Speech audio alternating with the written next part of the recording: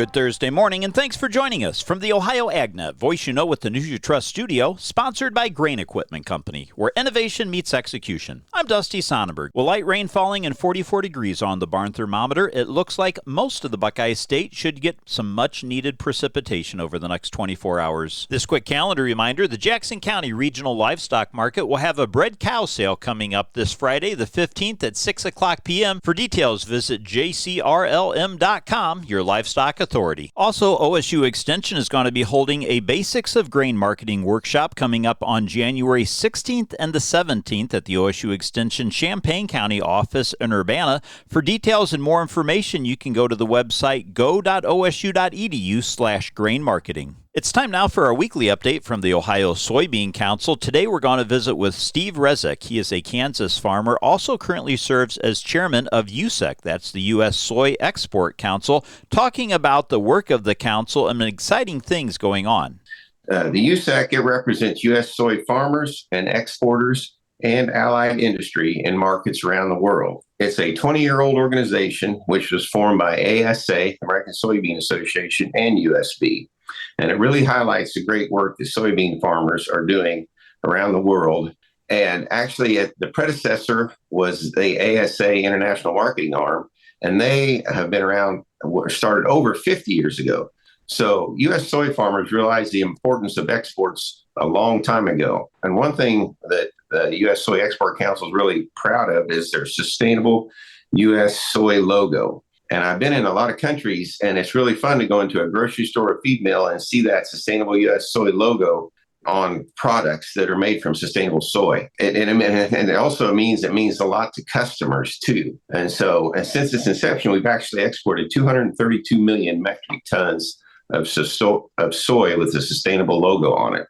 So it's really a good way to differentiate our U.S. soy and provide value to our U.S. farmers. Again, this update brought to you by the Ohio Soybean Council and your soybean checkoff. Let's take a look now at your Thursday morning weather forecast, brought to us by Seed Consultants. Simply better performance, online at seedconsultants.com. Moisture working through Ohio today. I'm Chief Meteorologist Ryan Martin. Let's take a look at your forecast update. We've got a frontal boundary that's working through. Moisture started overnight last night through the balance of your Thursday. We're going to be seeing mostly rain showers, but I won't rule out a couple of thunderstorms in southern Ohio through this morning and into early afternoon. I think we can pick up an additional 1/10 to 3/4 of an inch today. And then we start to see clouds break up overnight tonight. We turn out partly to mostly sunny tomorrow, Saturday, and most of Sunday. I think Sunday we see a few more clouds around in the afternoon and into the evening.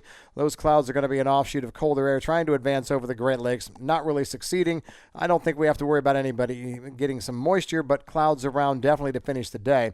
We're dry for Monday and dry for the start of Tuesday, but a substantial storm complex in the plains is going to alter the landscape the rest of next week. Scattered showers and a few thunderstorms for Tuesday afternoon, Tuesday night, 1/4 to 3/4 inch coverage, about 70% of the state. Then we dry slot for most of a Wednesday. The dry slot continues Thursday, but we see a large cutoff low with circulation around it lagging back over the central and western Corn Belt. And as that circulation just continues to pull and pull, it pulls down a lot of cold air in the Great Plains first, eventually the central and western Corn Belt, and by Thursday afternoon and evening, it's going to be here, and we stay chilly then through next weekend and going into the start of the week of Thanksgiving.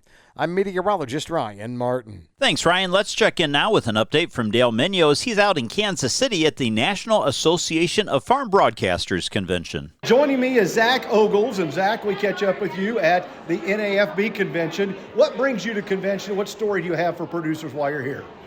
So we're at the convention to really discuss some of our new research where we're finding out some new and interesting things around nitrification inhibition and how our thiosulfate products can help growers be more profitable and protect the environment at the same time.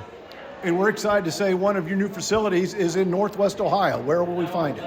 That's correct. We have our newest facility is going to be in Defiance, Ohio, and we're looking forward to the grand opening sometime in early Q1. We're glad to hear that as well. Tell us more about the product. Where does it fit into what we're currently doing? Is it an addition or is it a replacement? Right. Well, our line of thiosulfate products, they're used extensively already in agriculture, but some of the new research that we've looked at is showing some additional benefits benefits that were not recognized to this extent previously. Our product, particularly Thiosol, has always been used as a sulfur source in combination with nitrogen. But that sulfur is also acting as a nitrification inhibitor, protecting the nitrogen from both leaching, denitrification, and from ammonia volatilization. It is a liquid product? Yes, sir. It is a liquid product. It blends readily with UAN 32 or 28 and can be part of anyone's program. So how will we find out more about this product? Sure, you can look at our website and contact one of our agronomists or salespeople in your area. And what is the website? It is cropvitality.com. Cropvitality.com. And thanks, Dale. Stay tuned. We'll be back to take a look at your headlines after this.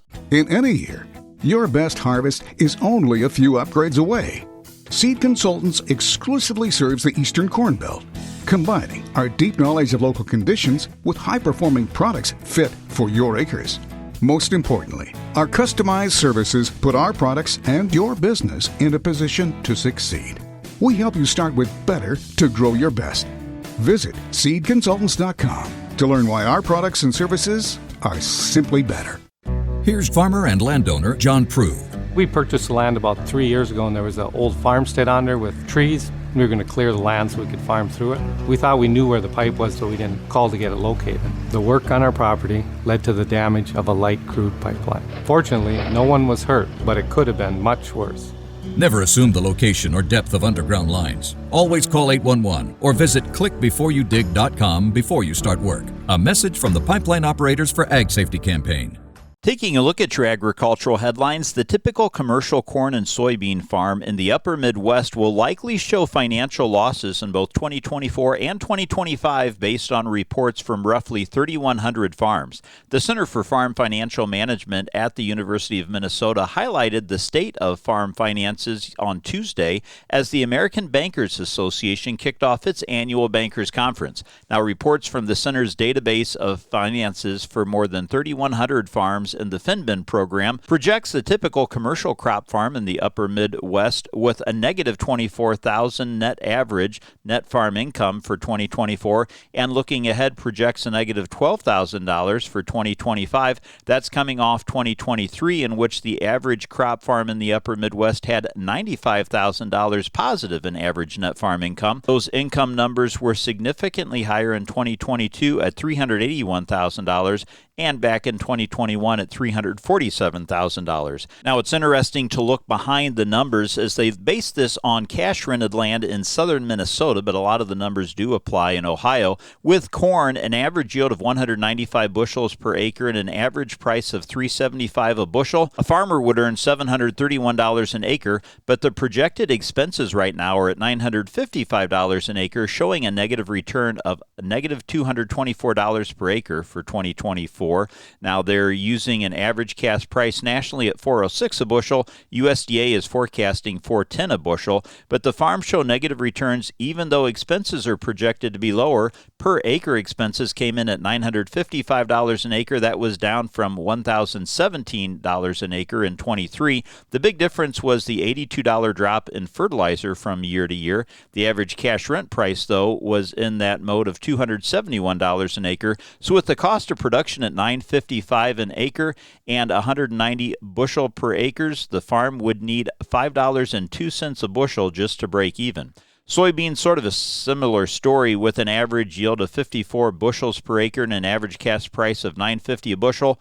Soybean acres would net an average of $5.13 an acre. The total average expense for that crop came in at $672 an acre, so your average net return was negative $159. Now, they used the $9.55 a bushel. USDA's projected price for the 24-25 crop is $10.80 a bushel. The cost projections for soybeans came in at $672 an acre for 2024, with cash rent averaging $269 an acre. Other expenses took up $227, with seed and chemicals then at $126 an acre. So again, at $672 an acre with a 54 bushel per acre yield, the break-even price would need to hit $12.44 per bushel.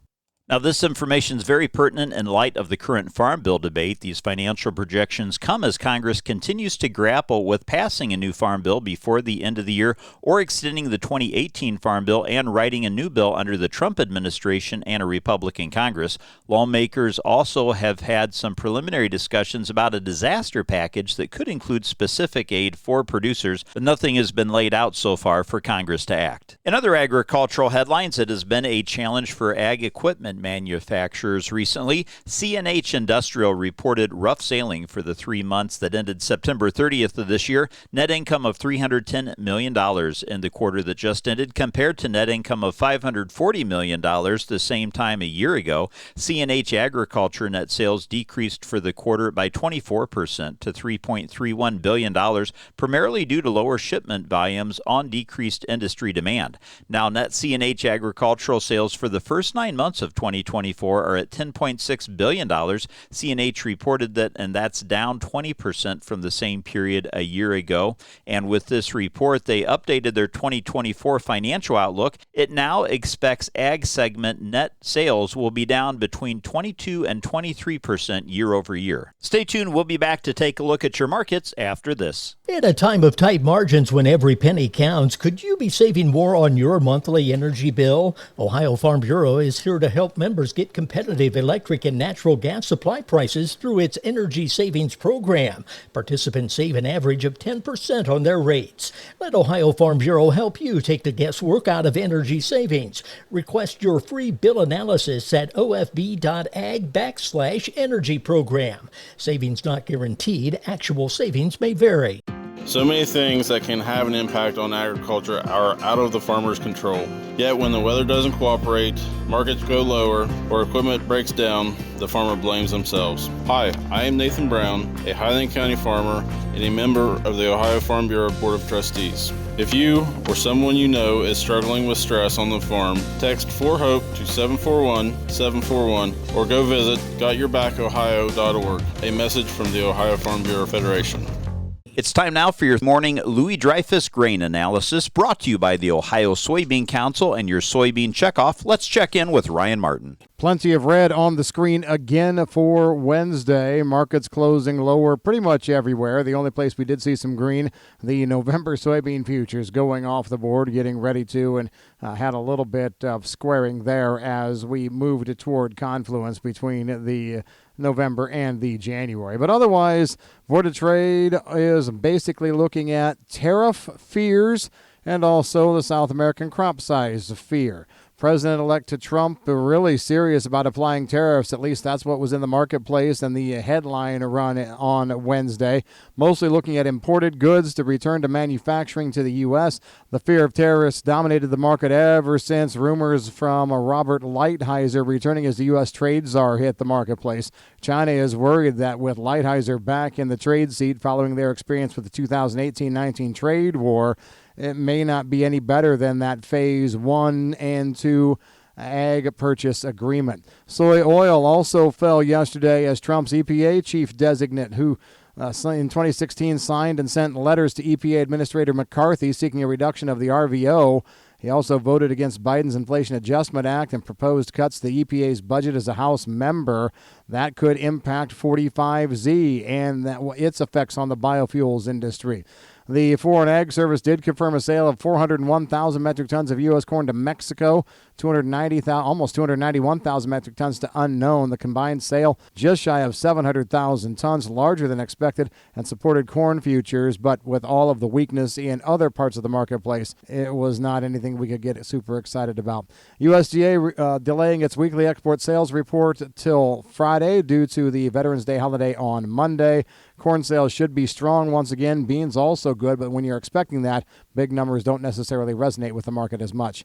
I'm Ryan Martin. Thanks, Ryan. Let's take a look at how the markets closed, brought to us by Seed Consultants. Simply better performance, online at seedconsultants.com. December corn closed down 2 cents, and March corn was down 2 3/4. January soybeans closed down 2 3/4 cents, and March soybeans were down 4 cents. December Kansas City wheat closed down 5 3/4 cents, while December Chicago wheat was down 11 1/4, and December Minneapolis wheat closed down 6 1/2 cents. Now we're seeing a slight improvement in the overnight trade as December corn is trading up 3/4 of a penny at $4.27 1/4 cents. November soybeans are unchanged at $10.04 1/4 cents, and wheat for December is up a penny and a half, $5.42 1/2 cents. On the livestock side, December live cattle closed down 37.5 cents, and December lean hogs closed down 47.5. This is the Ohio AgNet.